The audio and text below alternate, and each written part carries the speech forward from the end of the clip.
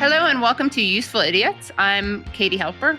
I'm Aaron Mate. Hey, everybody. Thanks for joining us for another episode. It's getting harder and harder to be lighthearted. You know, it's what we try to do at the show. We try to take a light approach to the news as we also discuss serious topics, but it's just getting more and more difficult. It's a very grim time. We have a great guest this week. Norman Finkelstein is here, fan favorite, to give us a very sobering assessment of where things are in Israel's expanding aggression and genocide in Palestine now, of course, in Lebanon as well. So we're very happy to be bringing you Norman's voice, one of the most informed and insightful people on this topic. So make sure that you do join us on usefulidiotspodcast.com, where you get the extended interview, the full interview with Norman. You make this show happen. Literally, we couldn't do it without you. And you also get Thursday Throwdown, your midweek dose of media madness, where we try to laugh instead of cry at clips from the media. And as always, we kick it off with our 4 basic food groups. Democrats suck, Republicans suck. Isn't that weird? Isn't that terrible? And Aaron, you got Democrats suck. So what do we got from you? For Democrats suck, we're going to turn to State Department spokesperson, former MSNBC pundit Matthew Miller. Now, we tried to avoid him on the show recently because he's such an easy target. Like, his job is to get up there every single day and justify his government's policy and pretend as if it's doing something to restrain Israel, while in real life, Israel is totally enabled by the Biden administration to commit mass murder, not just in Gaza, but now in Lebanon too. So he's such an easy target that we haven't done him very much recently, but he's had a few exchanges this week that are extremely revealing as he now justifies the U.S. giving Israel the green light to do what it's done in Gaza, to target civilians, to destroy infrastructure in a bid to crush any armed resistance to it. And here is Matthew Miller announcing that the Biden administration, after saying it wanted a ceasefire in Lebanon, now doesn't care about a ceasefire at all. We support their ability to target militants, to degrade Hezbollah's infrastructure, to degrade Hezbollah's capability.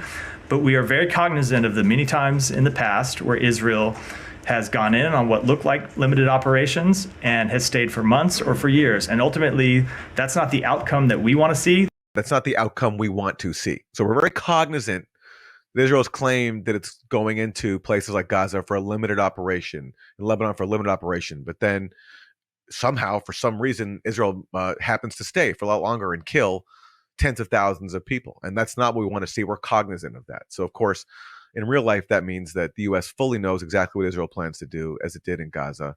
And it's fully on board with that. And this is just a few weeks after Biden was saying that he wanted a ceasefire in Lebanon, that they'd brokered something with France for a 21-day ceasefire. And now we know what really happened, which is that Nasrallah, the head of Hezbollah, had agreed to a 21-day ceasefire.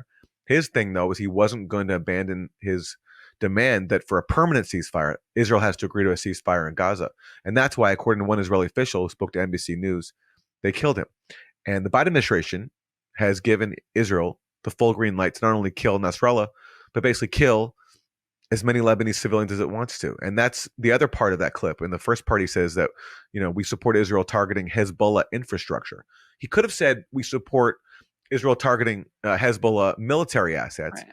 But he uses the word infrastructure, which is very revealing, because what's Israel doing in Lebanon? It's targeting Lebanese civilian infrastructure, which Hezbollah also has, because it's not just a militant group, it's a movement. And they have social services, they have clinics, they have paramedics, and that's who Israel's been targeting. And Matthew Miller is saying we're fully on board with Israel targeting that civilian infrastructure, just as it was fully on board with Israel targeting that infrastructure in Gaza. Disgusting. I mean, there isn't that much to say except, Israel keeps acting like they're trying to protect their citizens. And of course, if they wanted to protect their citizens, they would have agreed to a ceasefire. If they're being if they're being put at such an existential threat by Hezbollah, right? That's like their whole argument is incoherent and inconsistent, because if these people are such threats, they would agree to things, because that's what you do. But they don't want to, because it's not about protecting their citizens. It's about a political project. Exactly.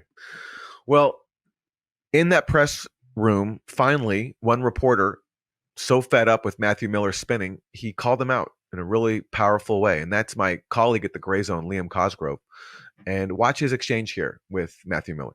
This administration has financed a genocide in Gaza for the last year, and every day you're up there denying accountability for it. So, I mean, what gives you the right to lecture other countries on their moral? So if you have a policy question for me, I'm happy to take it. If you want to give a speech, No, but there are plenty of places in Washington where you can give a speech. Yeah, but people are sick of the bullshit in here. I mean, like, it is a genocide. You are abetting it, and you are risking nuclear war in Ukraine for this proxy war. Plenty of other places to give a speech. Go ahead. Saying how all of us feel, that it's just they're tired of the BS and the spin. And unfortunately, some really horrific news. But not long after this exchange, another gray zone journalist, my colleague Jeremy Lafredo, who's in Palestine, he was among a group of journalists who were kidnapped by the IDF, by the Israeli occupation forces. He was beaten, he was blindfolded, and he, as we're recording this, he is still being held by Israel. The other journalists who were kidnapped and assaulted by Israel were released. Jeremy Lafredo is still being detained as we're recording this. It's been over 24 hours. I'm hoping, I have to assume that by the time this comes out, he will be freed, because we're talking about Israel kidnapping and beating an American journalist, taking away his phone. And the Biden administration, for all the impunity that it's given Israel, will it really give it the impunity to kidnap an American journalist and beat him? I mean, you never know with Biden, right? But that's also just something that has happened this week. On top of all the other expanding horrors, there's just too many to keep track of. Israel attacking North Gaza, ordering hundreds of thousands of people to flee, ordering them to flee to the so-called safe zone in the south, where already over 1 million people are living in tents in the worst conditions in the world. And now more people from the north are supposed to go there. Israel's attacking the main hospital, the last one left in northern Gaza that's functioning. I mean, the horror is just impossible to keep track of and impossible to fathom. It's so disgusting because, of course, in theory, and Israel claims to be this bright beacon of democracy, but the press and medical workers are supposed to be protected. And instead of taking care to not target them, they are their priorities. Like, they are the people among the groups that they most want to kill. Obviously, for hospital workers, doctors, nurses, et cetera, it's because they don't want people to be able to be treated. They want the people they injure to either die or be as injured and maimed and brutalized, amputated as possible. And then, of course, they can't possibly have journalists getting the truth out, which is why they have to kill journalists. I mean, it is, I know I'm not stating anything that we haven't said before, but it is so stunning how, like, is there anything Israel could do that would make its defenders wake up, admit that they're not a beacon of freedom, democracy, and, the Western world? Well, I guess they are this great symbol of the Western world. There is truly nothing, and that's because they're in a cult. And when you're in a cult, you have such fidelity to the cult orthodoxy, which in this case is Zionism and Israel, that nothing, obviously, I mean, we're seeing this in action. A year of this, nothing can shake your faith in the cult and your service to it. And it's dangerous when the cult is populated by the most powerful people in the world, serving a state that has nuclear weapons, and it leaves the rest of us totally powerless. And like, the minimum thing we can do is just observe it and talk about it, but we are powerless right now. And it's, there's no sugarcoating it. It's a really grim moment. It just is. I didn't know this about Jeremy. I've had him on my show. He's done amazing reporting. I mean, he's done amazing reporting on protests here, capturing all these Israel supporters saying absolutely vile, violent things that, of course, never gets covered by the mainstream media because it's only Palestine supporters who are portrayed as violent, threatening thugs, even though the violence comes from the Israel supporters. But he captured them talking about how Gaza needs to be flattened, kill them all, etc. And he's done amazing work in Palestine and also at the border, filming Israelis literally trying to block aid convoys. Exactly. And that has to be a factor in why he was targeted and why they're still holding him as we're recording this, even after they freed other journalists who also were subjected to brutal assault. And it's just, but this is a government that's been given full impunity by the only constituency that matters, which is Washington. As long as Washington gives the green light, as we're seeing, Israel can do whatever it wants. Well, yeah, and we'll have to add a note. We'll add an update if we do learn anything about Jeremy's latest news. We'll add that in the show notes. Yes, we will. So what do we have for Republican suck? So for Republican suck, let's take a look at the always informative, always inspiring, sometimes honest and sometimes dishonest, Lindsey Graham. Let's hear what he had to say, pulling together the realities in the United States, where Hurricane Helene is ravaging the people there, and the fight in Palestine. You can thank Donald Trump and Elon Musk for that. I've been going all over South Carolina like most people. I hadn't slept much. But look what's going on in Israel. Our friends in Israel are surrounded by people that want to kill them, destroy them, a second Holocaust in the making. And Biden says, be proportional. What is the proportional response to people who want to kill you and your family? God. They're running out of ammunition in Israel. We have to help our friends to keep the war over there from coming here. It's just so irresponsible and disgusting to have this senator who's supposed to represent the people of his state basically tell people to suck it up because it's so much worse for Israelis, but they're suffering as they try to wipe out an entire population. Think of the Israelis. Don't think of yourselves, your friends and family who have been killed through this hurricane, in large part, of course, thanks to the climate policies of both parties, but especially Republicans. And the racist contempt you have to have for Palestinians to be saying that it's Israelis who are somehow suffering when you have, millions of people trapped in a death camp with nowhere to go, being terrorized every day, being massacred wherever they are, whether it's in hospitals or shelters. Over 1 million people in Gaza sleeping in tents in the worst conditions on this planet. It was already pretty bad in Gaza before October 7th. It was under siege, Obviously, this is incomparable now, but even before then, it was a concentration camp. But he can't even see them as human beings, so their suffering just doesn't exist to him. And then, of course, he throws in the familiar trope, which you always have to throw in, no matter what the designated enemy is, that we have to fight them over there, so we don't have to fight them over here. I often quoted Adam Schiff saying that about Russia. And Lindsey Graham now is using that for Gaza, that if we don't fight Palestinian babies, which is Israel's main target, basically, over there, we'll have to fight Palestinian babies over here. That's what it comes down to. And of course, as our guest points out, Norman Finkelstein points out, babies and children, doctors have reported, it's not that they just have shrapnel from explosions that doctors find in these babies and children. They find bullets in their heads and chests because snipers are shooting them. Shooting babies and children to kill. Katie, you and I discussing this, like, we're not even Palestinian. We're not Arab. We're just, North American Jews. And so imagine what it's like to be a Palestinian in the diaspora, or someone from Lebanon watching all this unfold. And then you're living in a country paying taxes to the government that is funding all this, that elects people like Lindsey Graham to say, we can't be spending money on our own needs here. We have to spend it to help Israel slaughter, countless people in Palestine and Lebanon. Sorry, I'm trying to come up with something thoughtful to say about all this, but it's just so grim. It really is, yeah. It's just grim. So all I can do is sort of express my frustration and emotion, but there's just nothing.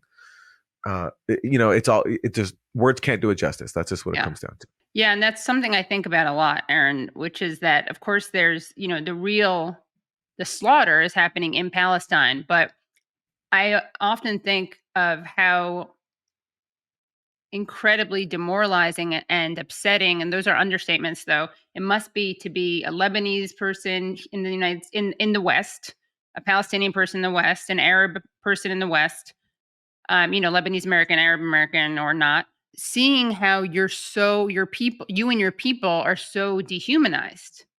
It's just built into the political policies and the political discourse in ways that people don't even realize. It's just so clear that they're putting more value on Israeli life, Jewish Israeli life, than they are on Palestinian life.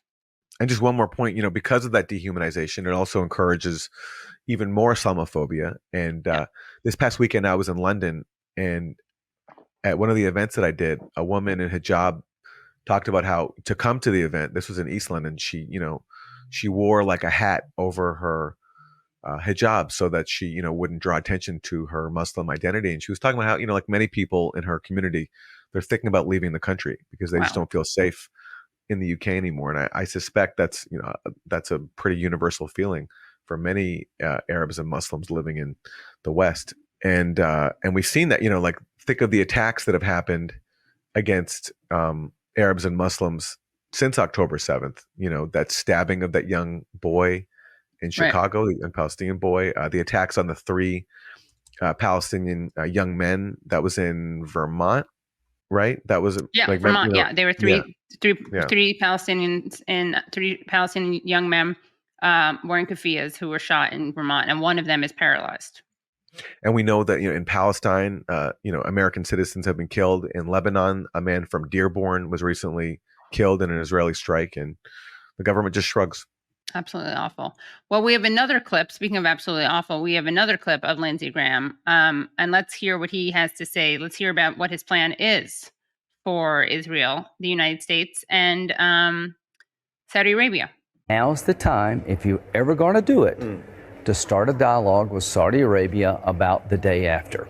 Right, but the Saudis have also been very clear that what they want in return, that there needs to be a viable, sovereign, independent Palestinian state which the Israelis recognize. They want 2 things. For them to recognize the state of Israel, they want a defense agreement with the United States. Saudi Arabia and the United States would have a mutual defense agreement like we have with Japan and Australia. In other words, the United States would go to war for Saudi Arabia. That requires 67 votes in the U.S. Senate. Senator Blumenthal is a Democrat trying to get the votes. I told MBS a year and a half ago, that will be a heavy lift, but I will try.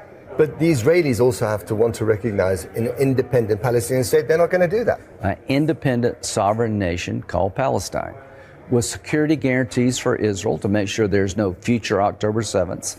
It will be more like an emirate than it will be a democracy. MBS and MBZ at the UAE will come in and rebuild Gaza. They will reform the PA. They will create an enclave in the Palestine that can live in peace and harmony with Israel. They will stop teaching their children to kill the Jews. A de-radicalized, a demilitarized... Is that actually true? Is that how they teach it? Yes, literally. So, bottom line, a de-radicalized, a demilitarized Palestinian enclave is what Israel wants. And here's the rub. After October 7th, declaring a Palestinian state after the attack would be seen as rewarding terrorism. That's the universal view of the Jewish people. The 2-state solution, as we know it, died on October the 7th. You think it's dead? I think as it's been envisioned in the past, it is. And I think that was the goal of the Iranians. The 2-state solution was killed by Israel and the U.S., who refused to accept it when it was offered to Israel so many times. I've talked about this a lot. In that Piers Morgan appearance I did recently, I stressed this multiple times because it's such an important fact that never gets acknowledged on TV, which is that Israel's been offered for a long time now, going back to the 1970s, by the major Arab states, except for Syria, a 2-state solution in which it would withdraw from the West Bank and Gaza and allow for the creation of a Palestinian state there in East Jerusalem, which again is a major Palestinian compromise. That's just 22% of the land of Palestine that Israel stole from Palestinians. And Palestinians have been willing to accept that for a long time. They made that the PLO made that formal in 1988. But even before then, they were signaling that they would accept that. So if you want to be conservative, at least since 1988, that's been available to Israel and the U.S. But every year, whenever this is voted on at the U.S., it's the U.S. and Israel plus a handful of U.S. proxies that vote no. Back in the 1970s, Noam Chomsky talks about this. There was a resolution along similar lines. The U.S. vetoed it at the United Nations Security Council. So that's been the obstacle to the 2-state solution. And if it's impossible, it's because Israel and the U.S. refused to accept it and chose instead to expand West Bank settlements, even during the years of the so-called peace process. So that's what killed the 2-state solution. And Lindsey Graham is now exploiting the current moment to say, in line with this longstanding U.S. policy, there won't be a genuine 2-state solution. There'll be something called Palestine, a little colony that will be controlled by U.S. proxies, allies, Saudi Arabia and the UAE, demilitarized with even less land than the 22% that Palestinians have already accepted. And there's nothing Palestinians can do about it. That's the vision he's laying out now. Yeah, it's awful. And of course, he tries to speak for all Jews. He says, it's a universal wish of the Jewish people. Well, not these two Jews sitting right here, for example, and lots of other Jews would also disagree with him. But I love his vision of this, collaboration between two incredibly human rights violating countries, Israel and Saudi Arabia. And I've often said that, Israel is like is the United States' wife, and Saudi Arabia is the United States is like side piece or mistress, because we are public and brag about our relationship with Israel, and we kind of hide our relationship with Saudi Arabia. But another piece of hypocrisy coming from Graham is that he's calling for regime change, and he's being very open about it and explaining the type of government that's going to exist and that he wants to exist. And on the other hand, he's someone who was very mad at Chuck Schumer, when Chuck Schumer was basically saying, not calling for regime change per se, a much less aggressive form of that. He was saying that, Bibi wasn't serving the people of Israel well, and when this whole thing was over, he should be replaced. Okay, well, let's have a moment of levity in a very, very grim episode today. Let's have one moment of levity at least, and that's with Slate's fan favorite, Van Jones, who, in a bleak time for a world, is offering us a ray of light. And what he is describing is a very courageous move on his part. And rather than tell you what it is, let's just hear him in his own words. Van Jones of CNN, tell us about his defiant act of courage for the world. I was afraid to share this, and this is in a multiple part Instagram post. Okay. Van Jones says, I was afraid to share this, but I've decided to take the risk to share more of myself with the world. And today, on the anniversary of a dark day, I am attempting to light a candle. And he's, of course, I should have mentioned, he's saying this on the anniversary of Hamas's operation against Israel on October 7th. It's not just that my TV rule does not always afford me the time to go deeply into the facts. It's that I have often been too afraid to say and share what I deeply feel. Okay. So today, I'm doing something about it. This morning, I started, get ready for it, everybody, my own publication on Substack. Wow. I cannot believe the bravery required to do that. Wow. And I'm sure the victims of October 7th feel like this is a very appropriate way for him to thread the needle, light a candle. Oh, yes. It makes me feel better knowing that those who were killed on October 7th have what Van Jones is doing to memorialize them and immortalize them. Yes, honoring. I'm sure their families are also very moved. Oh, yes. I'm sure this brings them a lot of comfort that, as they're mourning the loss of their loved ones. Van Jones has joined Substack, everybody. Yeah. So, what's more galling here? Like, portraying you starting a Substack newsletter as an act of courage, or portraying it as some sort of way to honor the victims of October 7th. That's a tough competition.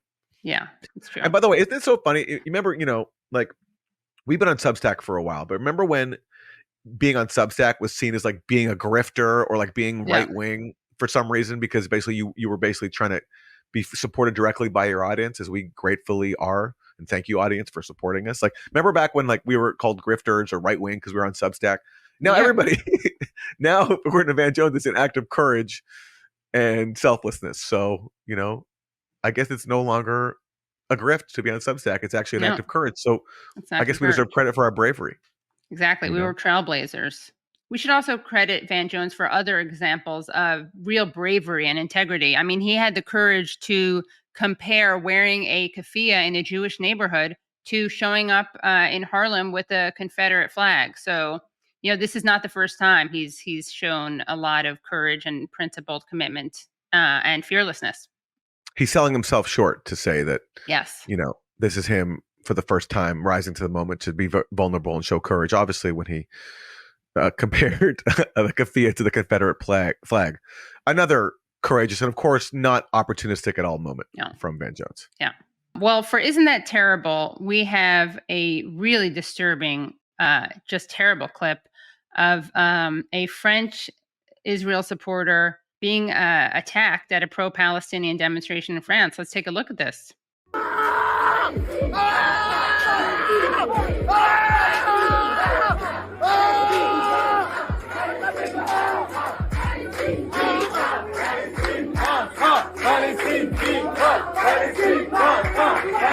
So there you see it, a man who is claiming to be victimized and attacked, and he is attacked, but it's mostly by himself.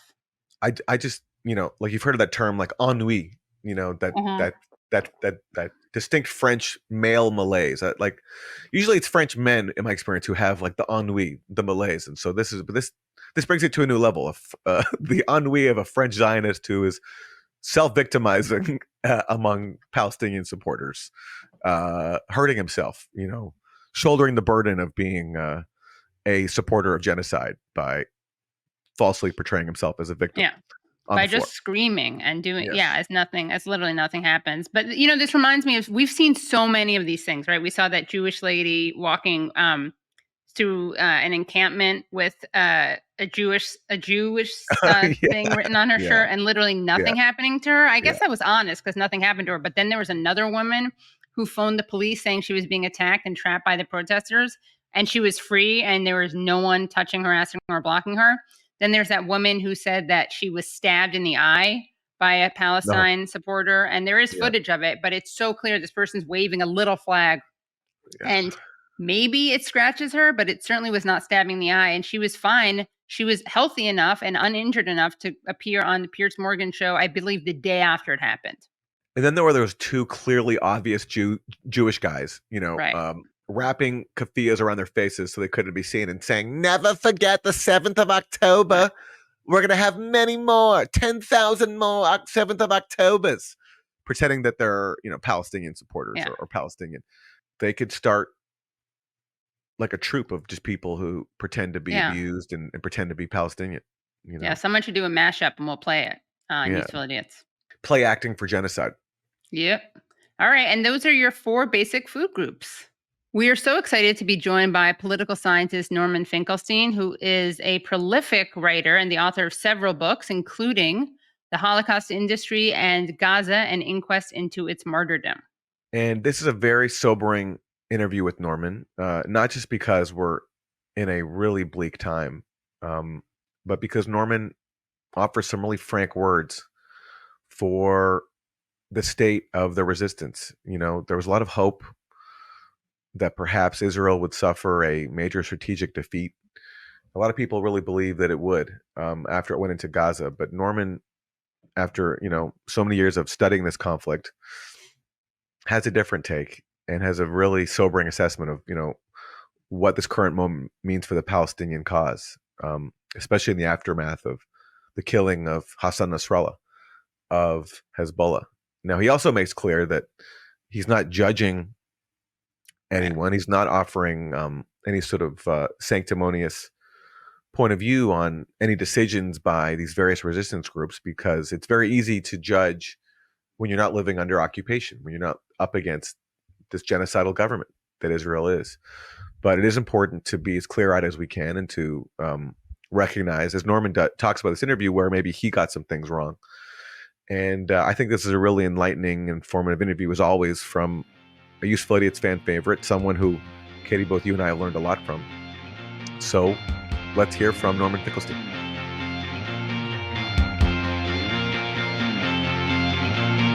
Norman, thanks so much for joining us. Well, thank you for having me. It's always my pleasure to be on with Katie and Aaron. We're recording this in the 1-year anniversary week of October 7th. So let me just start with a general question. Your overall assessment of where things are right now. I have to enter a caveat before I even begin, which is right now the center of gravity has moved to the battlefield. And I'm not a military expert, so it's very hard for me to assess the current situation. At the political level, it's been surprisingly quiescent. I can't remember a single instance where the Security Council has been so silent, or not so silent, has been totally silent. I mean, at this point, there would have been meetings, there would have been different draft resolutions being circulated. There would be so much activity in the Security Council. And so far, there's been total silence. So at the political level, it's been inactive. Netanyahu, he's, I suppose, an intelligent man. That's what everybody says, and I don't believe in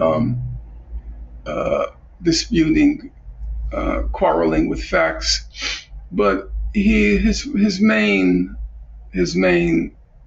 ability is in taking advantage of opportunities. He's a politician. In the first place, he's a politician. And he knew, which is correct, that once you entered into the last months of the electoral cycle, all of the media would be focused on the election. Gaza, Lebanon, they would drop to, as it used to be called, below the fold of the paper, of the front page. And so he can get away with anything. So immediately as Kamala Harris got the nomination, if you look, you could see it's very clear. Immediately as that cycle began, the Kamala Harris cycle, Israel was committing a massacre every day. It was just bombing this refugee camp, bombing that school, because it knew it could get away with it. There would be virtually no coverage of it. Even now, let's say if you were to put on the screen the front page of the New York Times, top story is the hurricane, then the Kamala Harris Trump, and then the third story, and Gaza and Lebanon is below the fold, as we used to call it, below the fold, and then below that top half of the paper. He knew that he would be insulated from any political pressures. He, meaning Netanyahu, he would be insulated from any political pressures for the last couple of months of the electoral cycle. So politics has been absent. The college scene, I think probably students are regrouping and trying to figure out how to move forward after the draconian crackdown in spring, and now the implementation of all of these restrictions on free speech, which make a lively movement well nigh impossible. So on all the fronts, it's been, on the political front, there's been an absence of activity. And on the battlefield, it's very hard to assess. Gaza, as was indicated yesterday, many outlets, media outlets, humanitarian organizations, there was the 1-year commemoration of what happened in Gaza. And I think the reasonable conclusion is that Gaza is no more. There's nothing left in Gaza.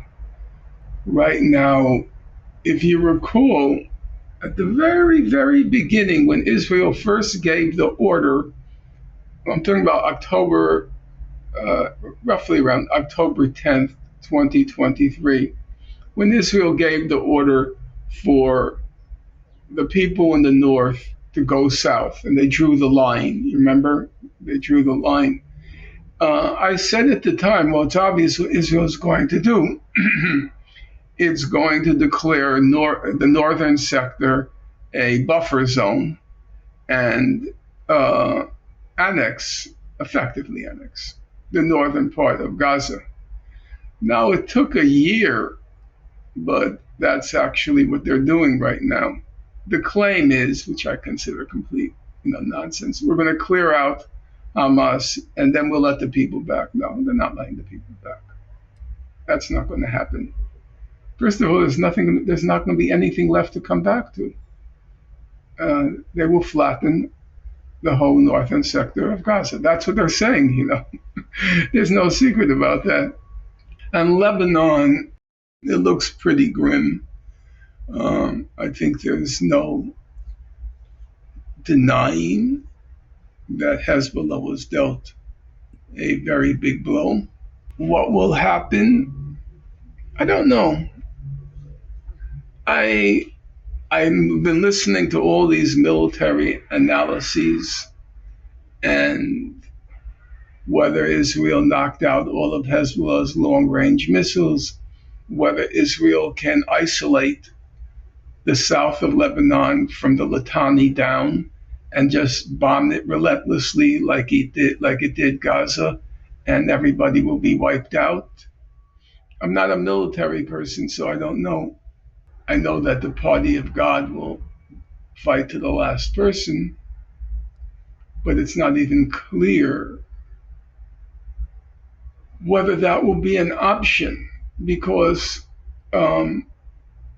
Syed Nasrallah's stature enabled him to carve out some political space vis-a-vis Iran. In other words, he doesn't just do what Iran says. He was able to assert an independence and autonomy. And now that's not going to be an option, assuming the person that replaced him is in his 20s or 30s, which is what Nasrallah was when he replaced his predecessor, when his predecessor was assassinated by Israel. If it's a young man, he can't stand up to the Iranian regime. And the Iranian regime, it's going to be looking out for its own interests. And they say, we're going to end all the resistance in exchange for a ceasefire. And then the Hezbollah won't have an option except to agree. So they've lost a lot of their autonomy, I believe. So all in all, it looks grim. What can I tell you? It's the only thing one can do. I had a very close friend in the West Bank, and when the first Intifada was defeated, I asked him, did anything good come of this? Meaning the civil revolt. Did anything positive come of it? And he said, because he was a real political person, he said, the lessons learned. He said, lessons learned. And it's the same thing here. One has to be very sober, analyzing the lessons learned. And I learned a lot from the past year. I made errors, significant errors in some cases, born of illusions. So trying to figure out the lessons learned. I'm curious your analysis of Nasrallah's decision to intervene, the position he was put in by October 7th. It seems pretty widely accepted that Nasrallah did not have advanced knowledge of Hamas's operation. Can you talk about what you think compelled him to intervene and how he's tried to calibrate Hezbollah's role ever since, leading up to his murder, which we now know, it's been widely said that Nasrallah had agreed to a 21-day ceasefire with Israel, but he was still refusing to drop his insistence that a permanent ceasefire be linked to a ceasefire in Gaza. And according to one Israeli official who spoke to NBC News, that's what basically led Israel to decide to kill him. In one of his early speeches, maybe the first or second after October 7th, he was very clear that they didn't know. And you could see, if you read between the lines, he was not happy that they had not been informed by Hamas of the decision to attack on October 7th. And at that point, what's called the axis of resistance would have lost all credibility if it did nothing. If you recall, in those first few weeks, everybody was saying, what is Hezbollah going to do? What is Hezbollah going to do? It was an expectation that in the midst of, at least at the beginning, it was a declared genocide. They muted the language over time, but at the beginning it was a declared genocide. And Palestine had always been formally a sacred cause for Iran. as a personal cause for Nasrallah, Syed Nasrallah. He did an interview 30 years ago, and he was asked, I can't remember the exact question, but the response was, if and when I die, I want it to be for Palestine. It was for him a deeply entrenched conviction and commitment. Both at a personal and a political level, he had to do something. On the other hand, as Nasrallah said in his last speech, he said Israel has the technological edge. And they're smart enough to know that, around October 7th. So that was just another way of saying we're not ready for the great confrontation. And so he tried to carve out a middle path, namely lobbing rockets and missiles at northern Israel, not really causing all that much damage, apart from the population had to evacuate. About estimates are 50 to 60,000 people had to evacuate, but not a full-scale confrontation. And if you look back then, by far, by an immeasurable distance, the worst blows were being suffered in South Lebanon. Hundreds of people were killed in South Lebanon, including hundreds of Hezbollah fighters. And about, 200,000 or 100 to 200,000 Lebanese had to evacuate. Today, the Times showed the pictures of South Lebanon, and it looks like the moonscape. It looks like Gaza. Actually, it looks worse. So he didn't have options. He tried to carve out a path. But I said at the time, if you remember, I said at the time that when people were asking, what do you think is going to happen the day after? What do you think is going to happen the day after? I said, I think we're closer to the beginning than to the end, because I don't believe that Israel will give Hezbollah a pass. They're going to do something. Now, that was only partially correct, because it didn't until the assassinations and then the walkie-talkie and pager undertaking, it didn't occur to me that they were going to use this occasion to wipe out Hezbollah. You've said that you were wrong about Hezbollah, and I want to know if you could elaborate on what you mean by that. Well, I'll begin with an anecdote, a germane anecdote. I remember discussing Hezbollah with Professor Chomsky, and he said, I don't believe it's a significant military threat to Israel. And I take seriously anything he says, but I was skeptical of that judgment, especially because they did get at minimum a draw in 2006. So it seemed like they had established their own deterrence capability against Israel. So I didn't agree with that judgment. What I didn't see, because I didn't know, was after 2006, Israel invested a large amount of resources to the showdown, to the final showdown. Hezbollah had that unique characteristic of being very ideological, but also it tapped into the mental resources of the Arab Muslim world. They are fundamentally the fact that every Arab Muslim is going to be a civil engineer, an electrical engineer. I know Arabs and Muslims very well. They're part of my life at this point. Everyone's going to be a civil engineer, an electrical engineer, or go into something like IT, okay? So you had this wedding this melding of ideological conviction and technical know-how. And I believed that the ideological conviction was such that they could prevail, or at least equal Israel.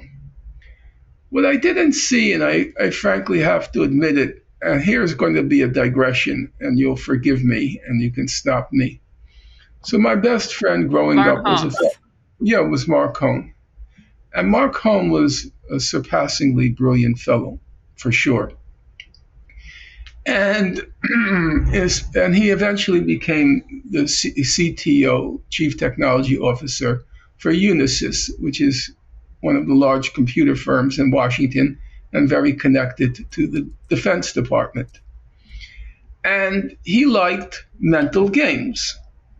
You know, when we were all out on our bicycles, he was in his room playing chess.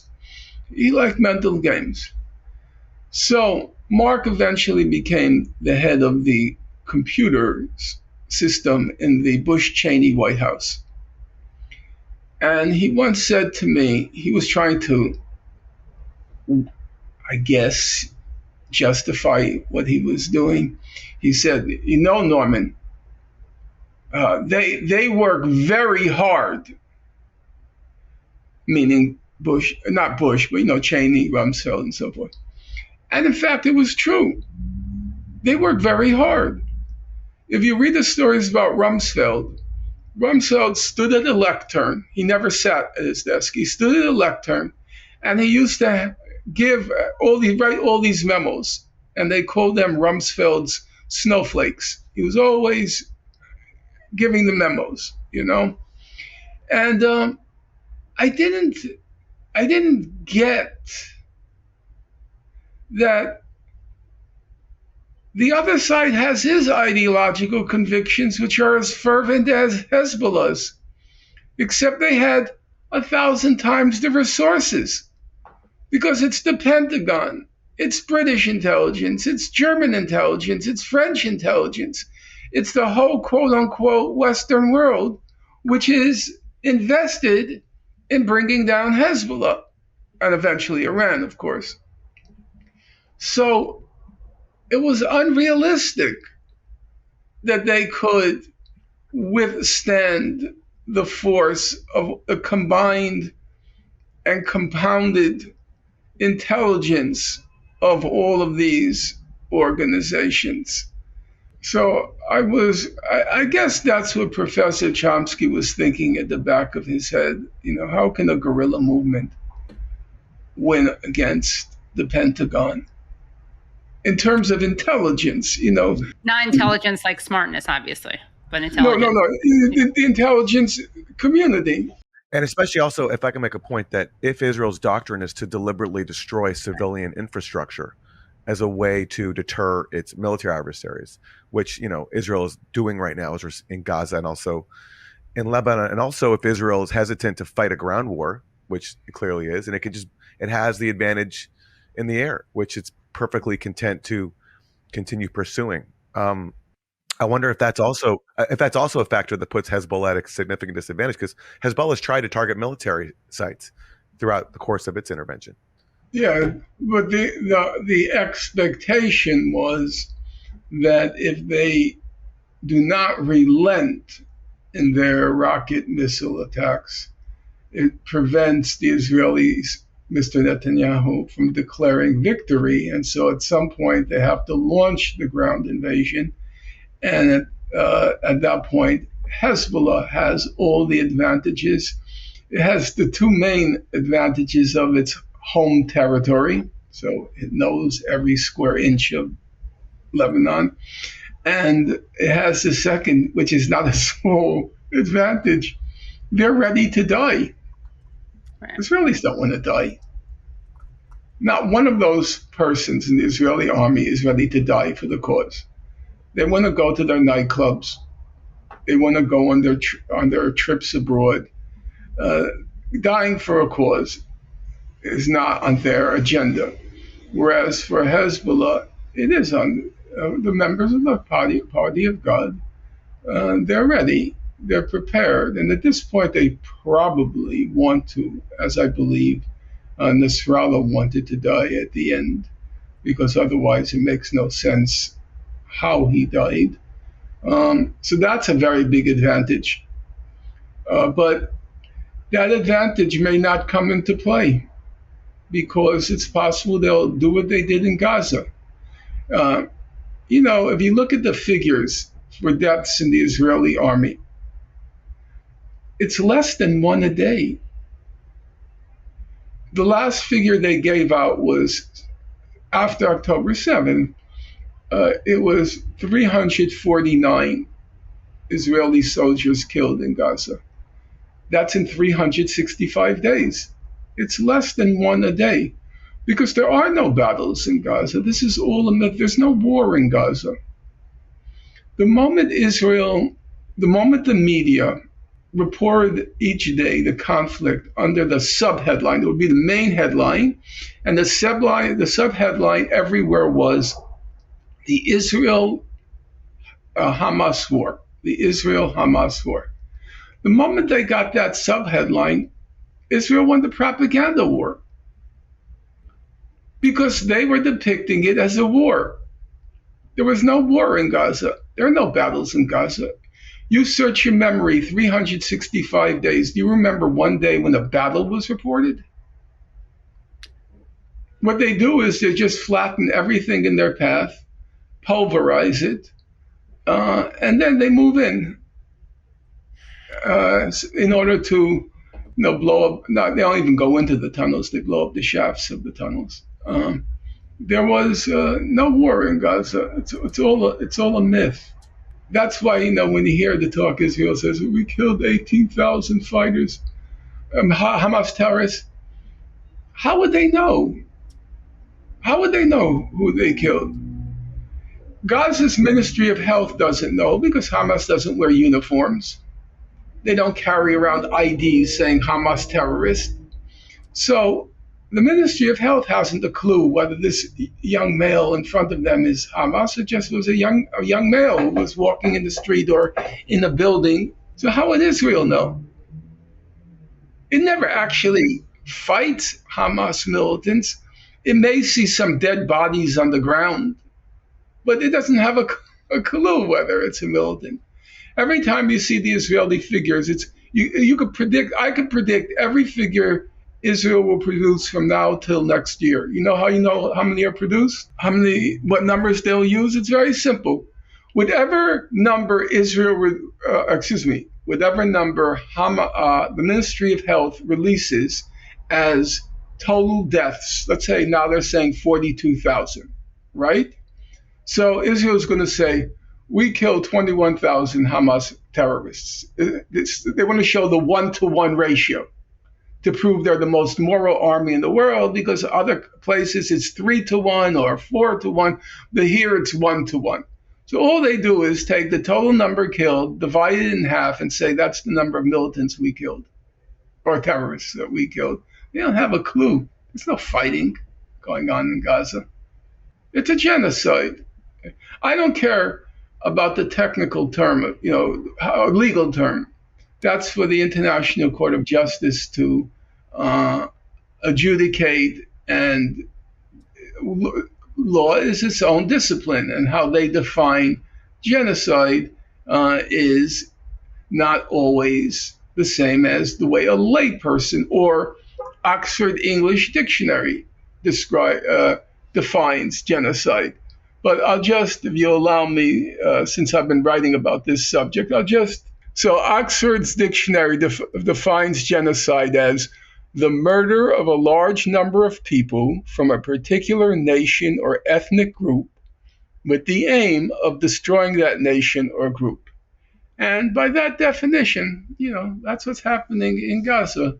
The war is just, it's secondary.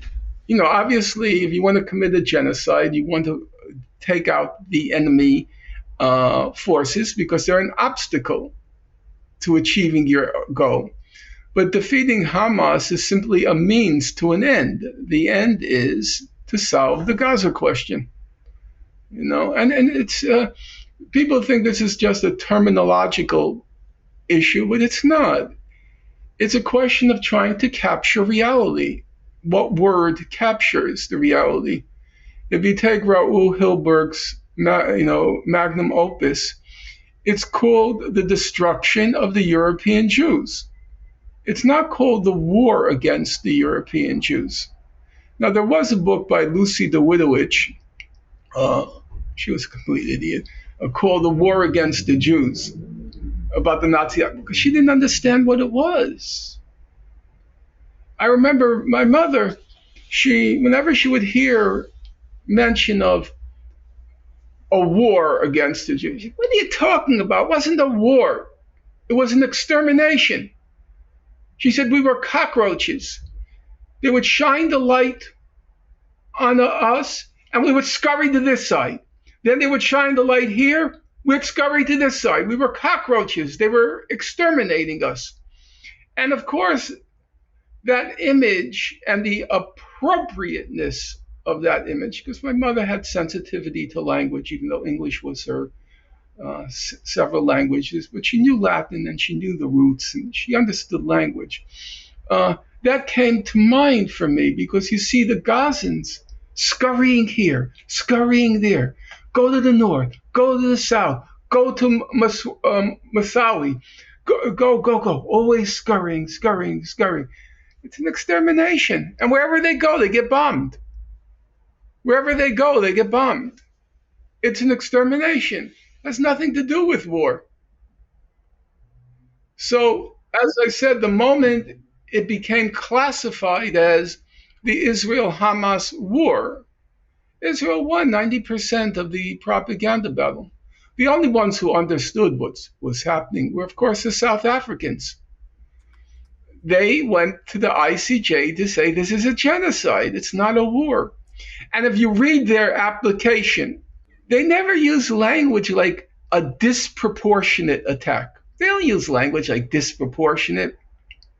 They don't use language like even indiscriminate. They use the language, they're targeting the civilians.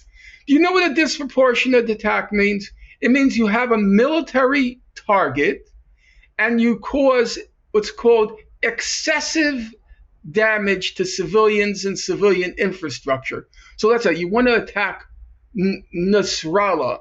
You want to kill Nasrallah. Does that justify killing 300 civilians, or is it disproportionate?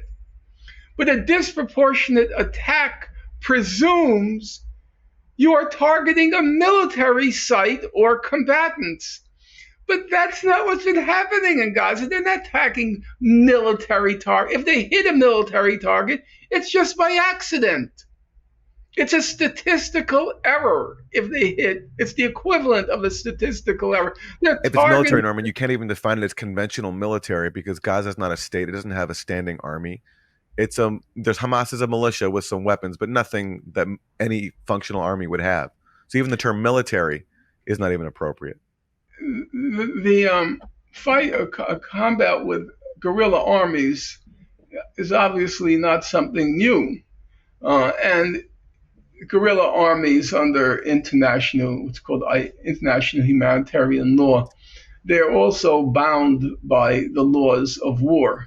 So it's obviously a very unequal war, but I would still say if it's a guerrilla army, you can say the laws of war apply. But this is not a war, it's a genocide. I was on with this guy, Richard Kemp. Aaron might know him. Do you know him, Katie? The British guy? Yes, he's Israel's main military apologist. And I was on with him on Piers Morgan a couple of days ago. It was a complete disaster, but that's a separate issue. I made the point. I said, look, yesterday I read this letter from 65 physicians from around the world. They're not from Gaza. 65 physicians who gave testimony as to what they observed. And every one of the physicians, all 65, testified that the children, the children who were coming into the hospital, they had bullet wounds to the skull or to the chest. No shrapnel. It wasn't, bombs and shrapnel. It was targeted bullet wounds to the skull and to the chest of children. What does that have to do with war? They're targeting children. Snipers are targeting children. There's the convent. I've been reading the Navi Pillay UN report on Gaza, and they describe the convent. So there are 2 women in the convent.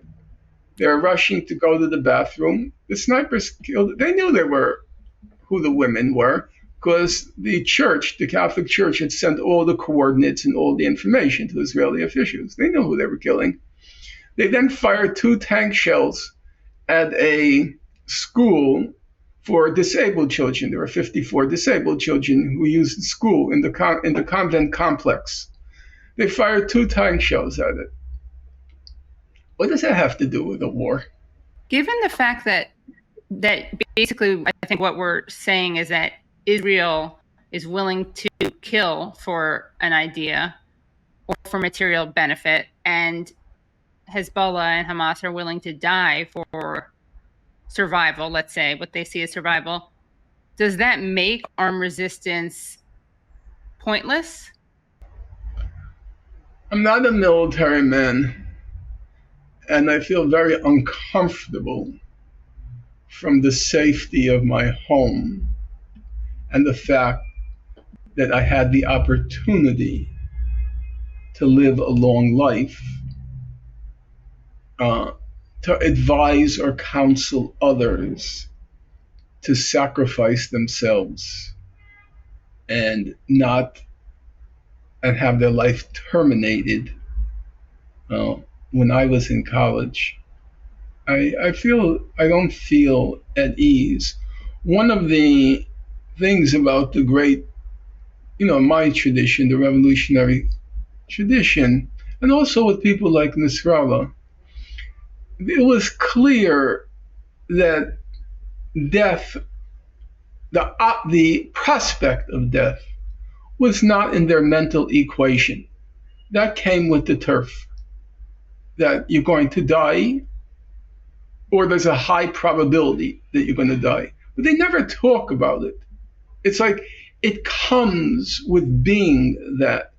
So they never, when the 1905 revolution breaks out in Russia, okay, that's not the 1917, the pre-1905.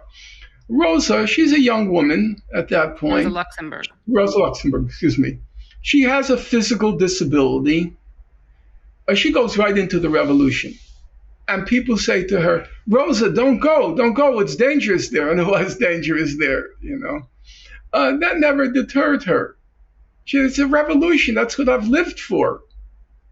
I've lived to see that day, so of course she goes.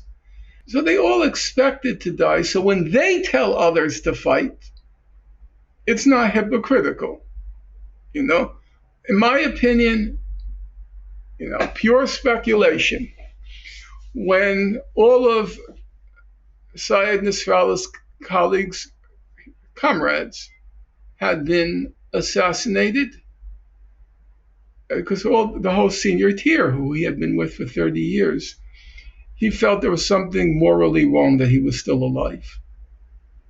He should die too. And he went to his death. So when you ask me that question, I feel uncomfortable from the safety and ease of my apartment in Brooklyn to be counseling on that question. What I would say is I can't fault those who elect to resist with arms if they've exhausted all other possibilities. One of the things I came to really respect about Professor Chomsky, was he very, very, very rarely counseled war. He would always say every other option has to be exhausted before you resort to armed resistance. Because I think two things. Number one, it's too easy to be a general by remote control. And number two, because of his whole philosophical training, he came to attach a huge value to this thing called human life. And that you don't carelessly and cavalierly destroy life. It's the absolute value.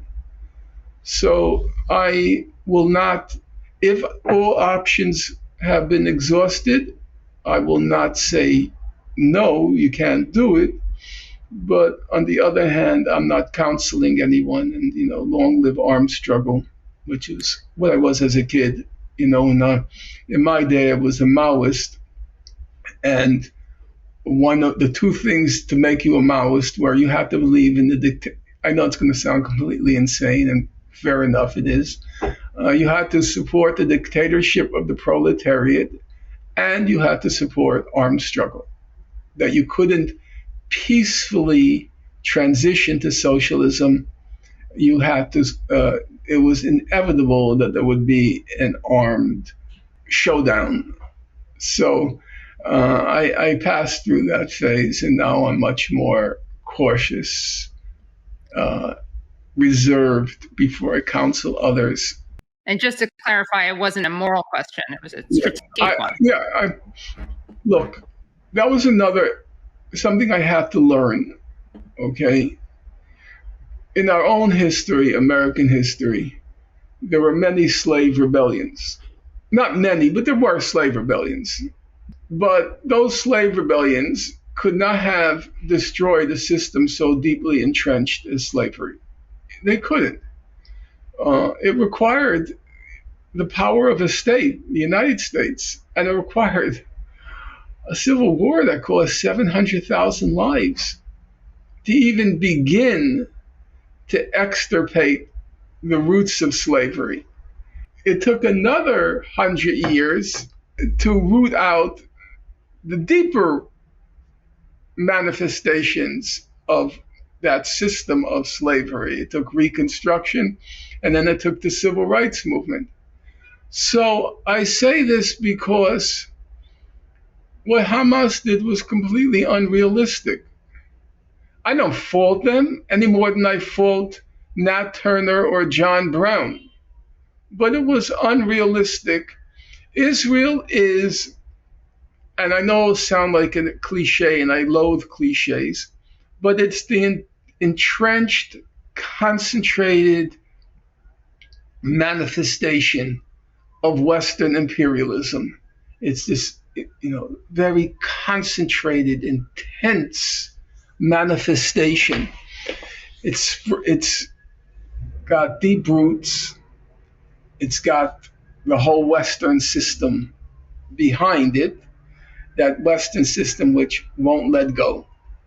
It won't let go. It will nuke China before it lets go of its global dominance.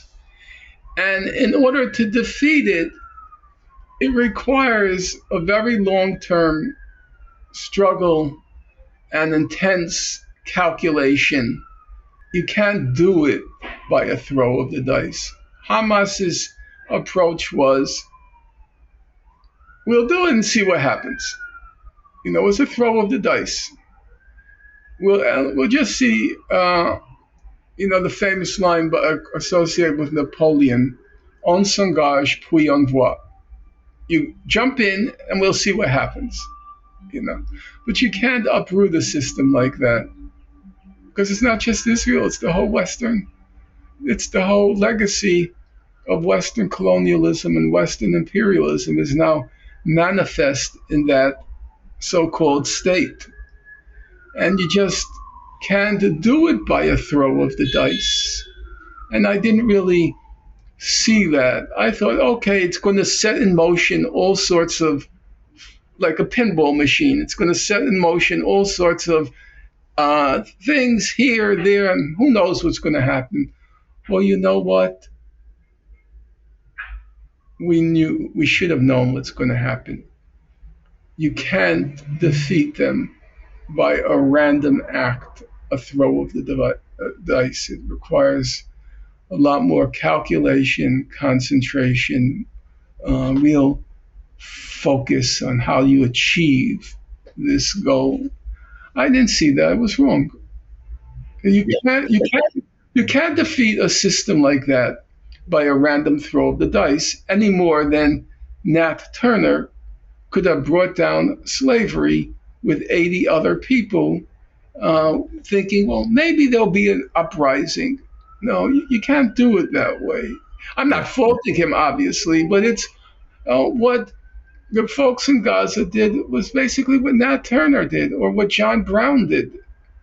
Now, you can say you can mark it as a milestone to the final victory, which was the abolition of slavery, but it's not the same thing as what was required to uproot the system. Especially if you don't coordinate with your allies, and including, the ones that can do the most damage to Israel, like Hezbollah. Hamas did what Nat Turner did. He just assumed that if they go on this rampage, that the slaves will rise up. He didn't tell anybody. He just assumed it would happen. And so did John Brown. He thought the same thing. But that's not how you win. It requires a lot more preparation, calculation. At some point, you have to take the plunge and see what happens, but not before you've done a lot of preparation and calculation. And like you said, he didn't even tell them. Yeah. Norman, I wanted to get your reaction to something Netanyahu said this week. He basically threatened a new scorched earth campaign in Lebanon, similar to Gaza. He said to the people of Lebanon in a message recorded in English, he said, "You have an opportunity to save Lebanon before it falls into the abyss of a long war that will lead to destruction and suffering like we see in Gaza." You have an opportunity to save Lebanon before it falls into the abyss of a long war that will lead to destruction and suffering like we see in Gaza. It doesn't have to be that way. What did you make of this statement? Is he basically asking the people of Lebanon to rise up against Hezbollah, and if they don't, he's going to turn Lebanon into Gaza? Yeah, and that's their strategy, to try to turn the population against Hezbollah. It didn't work in 2006 during the 33 or 34 days, I can't remember now. During the 33 or 34-day war, the population of Lebanon, the support for Hezbollah soared to about 80%. Now it might be different. Now remember, in 2006, Israel caused it bombed every bridge in Lebanon. I mean, it was really brutal, but nothing on the level now. I'll tell you an interesting thing. I was speaking in Florida a few months ago, and there was a young woman from Gaza who was on a Fulbright, and she actually got out to go to Florida. And she made she was probably 20 years old, and she made a very interesting observation. She says, "I always know how a new war is going to begin. It's where they left off in the last war. So Israel reaches this threshold in the last war, and then the new war begins where that threshold that was crossed at the end of the war. So at the end of, let's say, Operation Pillar of Defense, 2012, Israel ends by targeting the high-rise, what are called the historic buildings in Gaza. She says in the next war, they start by targeting the high rise.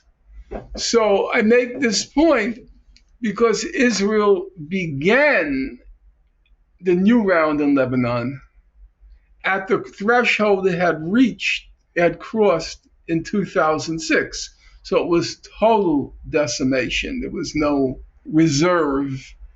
And there were two factors. Well, there were basically two factors. Factor number one, Lebanon was already suffering before the current situation because the economy had collapsed. Their currency lost 98% of its value. So already the people in Lebanon were hurting before the Israeli attack. So there was that problem, and there is the intensity, and the intensity may turn the population against Hezbollah.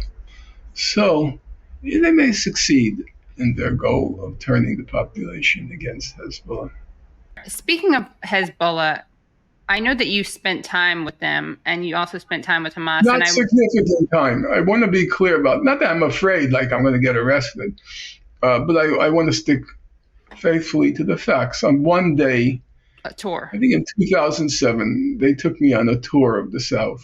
Well, I wanted to know what from that experience you learned that you didn't know before your tour, and also a parallel question is what you learned from your time with Hamas that you didn't know before that, and how it shapes your view of what's happening now.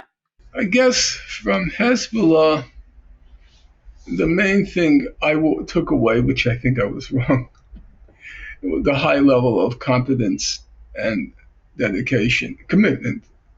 I remember they had a translator. Do any of you know much about simultaneous translating? Okay, it's an art, it's an art. And I remember when I was in Germany, when my book on the Holocaust industry came out, they had the best translators, the German translators. And the way they do it is, you're talking, they'll put a word here, then down the page, a word here, and down the page, a word here.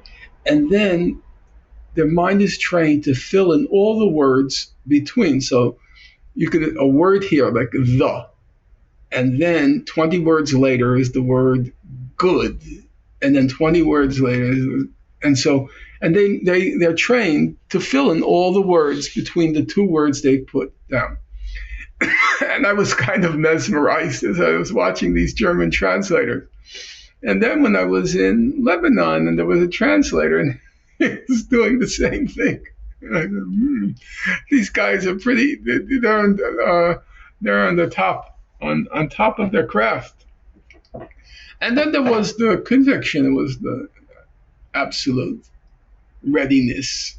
It wasn't even, as I said, I was talking about the revolutionary tradition, it wasn't even a factor in their thinking. Of course we're willing to die for this cause.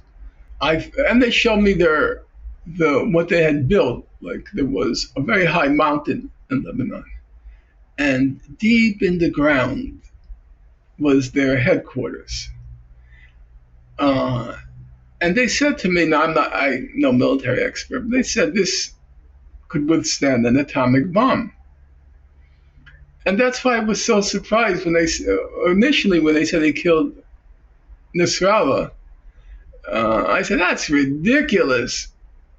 Nasrallah will have been in the mountain. Why was he going into the Dahya where Israel was bombing it every day? It didn't occur to me initially that he wanted to die. Because they certainly had places which were seemingly impregnable, unless you use, even to bunker busters, it was seemingly impregnable.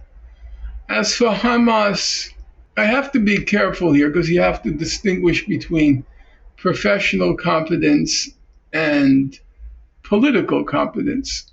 My dear friend Sana Qasim, she handles my social media, and she's Palestinian. She's a brilliant chemist, lives in Greece. When I spoke disparagingly of Dr. Rantisi, who was the head of Hamas when I met him in, I think, 2002, she said, Norman, Dr. Rantisi was a distinguished pediatrician, and he graduated first in his class in pediatrics. He was a very impressive guy. And so I have to respect that their professional achievements might be very impressive. You take Bassem Naim, who's the official spokesperson for Hamas now. Do you guys know him? Yeah, I interviewed him during the Sheikh Jarrah uprising back in May 2021. Yeah, I've been in correspondence. I used to be, not lately. I was in correspondence with Bassem Naim. He has 2 PhDs from Germany. 2 PhDs from Germany is not small change. But my impression has been that politically, if you've lived in this crushingly claustrophobic environment for so long, Dr. Rantisi had been in an Israeli jail for 10 years. Sinwar was in jail for 22 years. Yeah. And you go from this claustrophobic world of a jail cell to the not much less claustrophobic world of Gaza. It's hard to have a broad vision of the world. It's hard to see the world politically in its fullness. It tends to constrict your mental, political, and moral vision.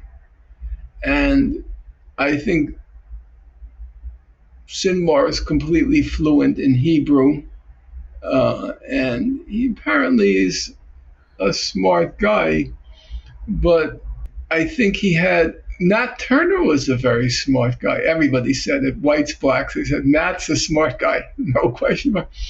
But the world is so constricted if you're a slave or you're a prisoner or in Gaza, that it's hard to have the broadness of vision that's required to defeat not just Israel, not even just the United States and Israel, but the entire Western world, which will not relinquish power. It will not. It won't allow for the transition from the center of gravity of the world, shifting from the west to the east. It will not let go. So in order to prevail over that, it requires a capacious worldview. And I don't think the people in Hamas, even though, as I said, professionally, when I saw Bassem Naim, 2 PhDs from Germany, not bad. But then you can judge for yourself, both of you, you saw Hamas's statement after October 7th. You remember when they released that statement describing what they did and why they did it? You remember it was like 10 pages or something. You cannot call that an effective statement. They weren't able to rise to the occasion. I was in touch with, I don't think he'll mind, I was in correspondence with, he was in correspondence with all journalists, so I was in correspondence with Bassem Naim, and I said to him, don't bother denying what happened October 7th. You're not going to convince anyone. You might want to explain it, but denying it is not going to work. You can deny this, that, or the other. You mean in terms of killing civil? You mean in terms of the civilians exactly. killed? Yeah. On camera. On their cameras. On their cameras. Yeah. You could say, obviously, as you know, to the point of tedium, the claim about the rapes was false, and you could see it was very striking in the Hamas statements. They were much less indignant about the question of killing civilians than the question of rapes. It was the rape accusation that really outraged them. They didn't try very hard to deny the targeting of civilians, but the rape thing, because they knew that was a flat-out lie. So that was the only nuance there is to what extent were the killings of civilians committed by members of Hamas or maybe other people who broke out. That there is a distinction there. But I think there are all sorts of delineations, and I'm not going to deny that. But the broad picture is pretty clear. Yeah. The broad picture is pretty clear, and it's pointless to deny it. Mm-hmm. What you try to do is explain it, which is at least what I tried to do after October 7th, explain why this happened, but not to deny it. Yes, I was in communication with Wassenheim, and he's obviously a very smart guy, but when it came to politics or even a subgroup of a subcategory of politics, namely propaganda, how do you talk to the public? Very weak. Well, and I want to tie in two people who you've already mentioned. I think this is germane to this topic, and then we can wrap soon because we've kept you over time. But we've talked about in this interview both Chomsky and Nasrallah, and I know that they met. And I've heard you say that you think actually Nasrallah took some of Chomsky's advice. Total. It was very striking to me. Well, Professor Chomsky is very persuasive, obviously, and Nasrallah respected the life of the mind, and he knew he was in front of a formidable intellect. And furthermore, Nasrallah understood that Chomsky knows more about how the West works than he does, And so it was clear, if you listen to Nasrallah's speeches after he met with Professor Chomsky, he completely diminished the role of Israel in everything that's happening in the Middle East and attributed everything to the United States. He would say, Israel's just a pawn of the United States. Israel's just used by the United States. It's all the United States. That was vintage Chomsky. I thought to myself, okay, he persuaded him. Chomsky is always very emphatic about that all the evil emanates from here. Israel plays a subordinate role, relatively very limited autonomy in what it can or can't do. To the point, sometimes I think Professor Chomsky underestimated the role of things like the Israel lobby and that sort of stuff. He thought that everything Israel did was just serving U.S. strategic interests. But it was clear.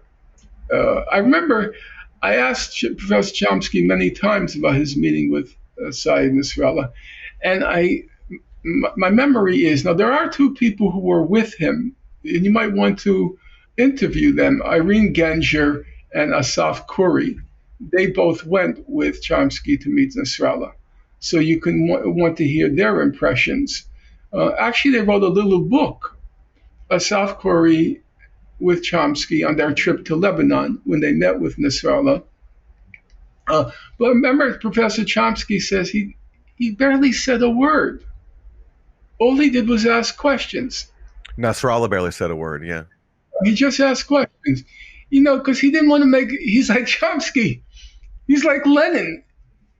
I'm not here for small talk. I remember when Bertrand Russell, the great philosopher, and also Russell basically was the Chomsky figure of the first half of the 20th century. And Russell meets Lenin, Vladimir Ilyich Lenin, and Lenin had no time for him. I'm not making small talk. And Bertrand Russell described Lenin. He said, I've never met a person in my life who's so totally devoid of any ego. He was just a theory embodied. revolution.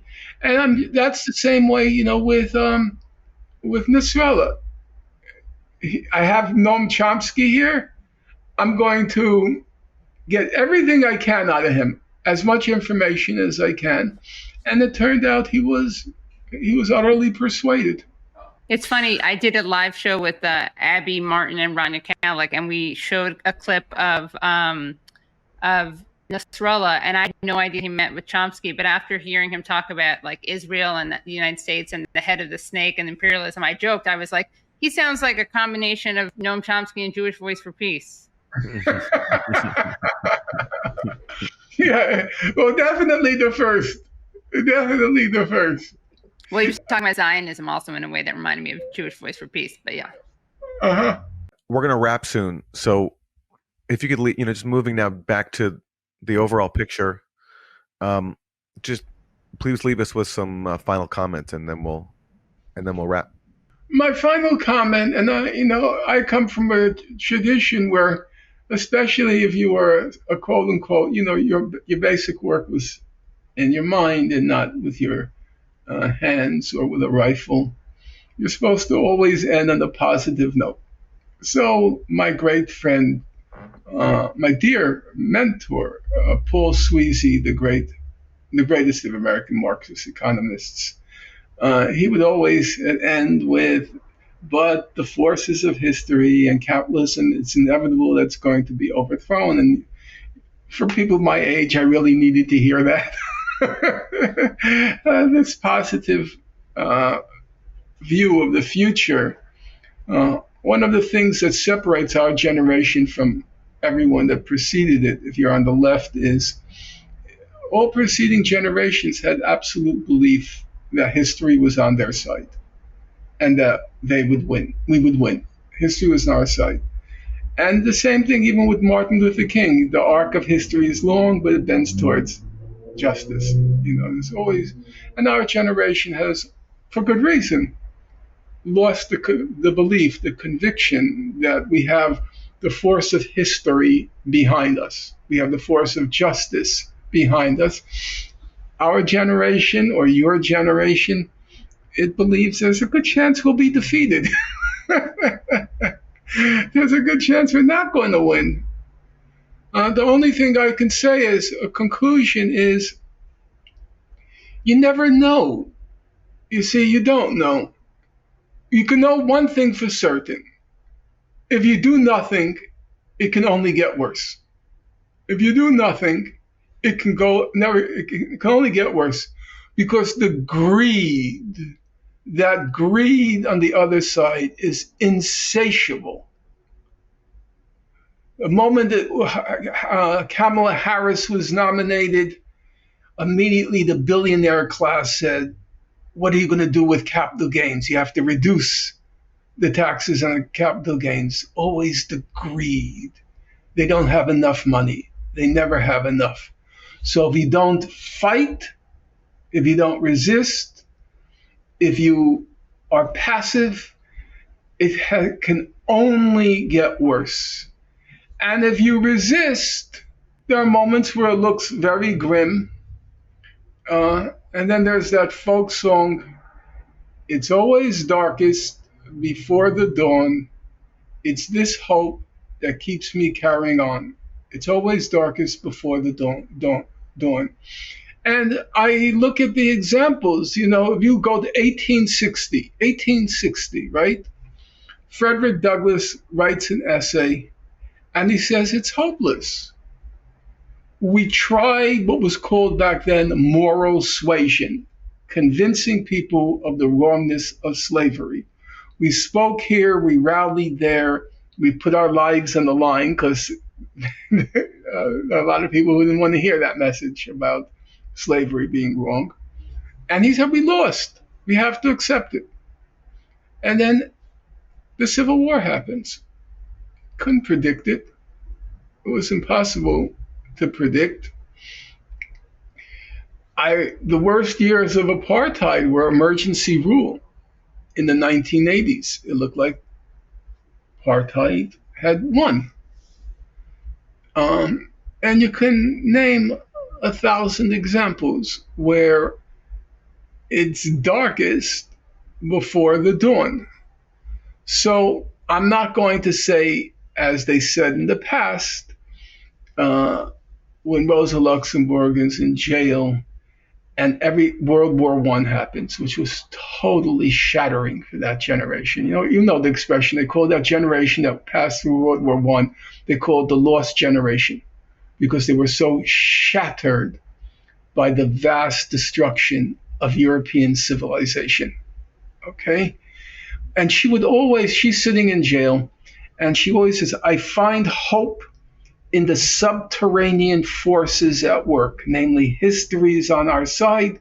We may not see it, but it's the subterranean, the forces below the surface that are at work, and they're on our side. We don't have that. We don't have that faith that subterranean forces are at work, but there's still the knowledge that you really don't know what will come next. But what you can say with certainty is, if you do nothing, not only nothing will happen, it'll get worse. It'll get worse. So that's my final message. I'm not going to say history is on our side, because I'm not convinced of it, and I don't believe I will convince anyone else in the face of reality. What I would say is, it's worth the try that we might win. It's worth the effort. And there's another reality. There's something in the human constitution that simply can't do nothing. Yes. In the face of such death and devastation. You just can't. I don't watch it. I don't look at it. I know it's there. I don't want to see it. I block it all out, and I just do my work. I don't want to see it. I know it's there. But in the face of knowing it's there, to just go on as if nothing is happening, I think that the whole human constitution rebels against that. So it's not really a choice. Last word, when the Spanish Civil War happened, Paul Robeson, who you can inform your listeners after I leave, he went to perform for the troops on the front line during the Spanish Civil War. And he made a famous line, and it's engraved on his tombstone. It said, an artist must elect to fight for freedom or for slavery. I have made my decision.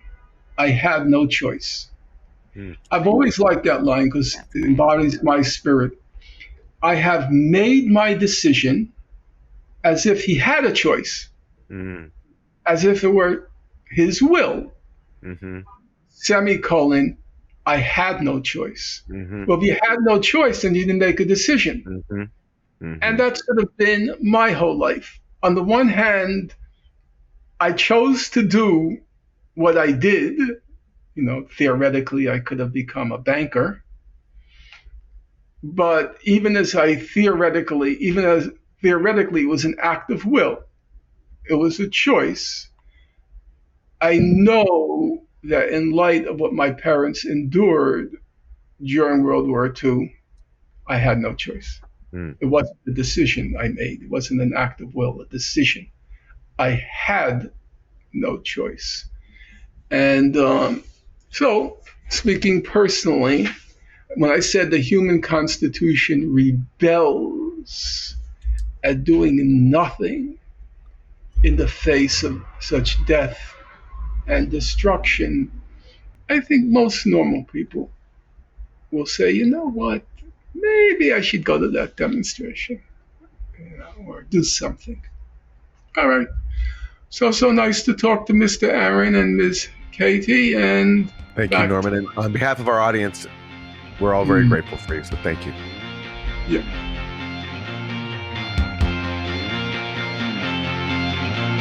Always so great to talk to Norman Finkelstein. His insight is really incredible. And also his honesty in admitting when he's wrong. He's actually said in the past, I think quoting Bertrand Russell, that he likes to be proven wrong because it shows that he's getting closer to the truth. And just so thankful to Norman. And also, you'll definitely want to hear the full interview. So if you're not already Substack supporters, please do become supporters at usefulidiots.podcast.com. All right. That's been our show. Thank you so much for supporting Useful Idiots and tuning in. We'll see you next time. Bye, everyone. Thanks so much for listening to and watching Useful Idiots.